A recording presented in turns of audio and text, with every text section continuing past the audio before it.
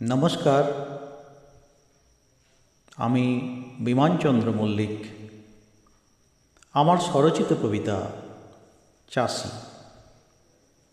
সারাদিন মাঠে খেটে করি আমি চাষ, থাকি অজ পাড়া গায়ে কুঁড়ে ঘরে বাস। ভোর রাতে উঠে পড়ে মাঠে চলে যাই, রোদ ঝড় বৃষ্টির মানি না বালাই। বীজ থেকে চারা গাছ পরে পাই ফল, ক্ষেতের ফসল দেখে মনে আসে বল। ফসল বেচে আমি কিছু টাকা পাই, তাই নিয়ে কোনো মতে অন্ন জোগাই।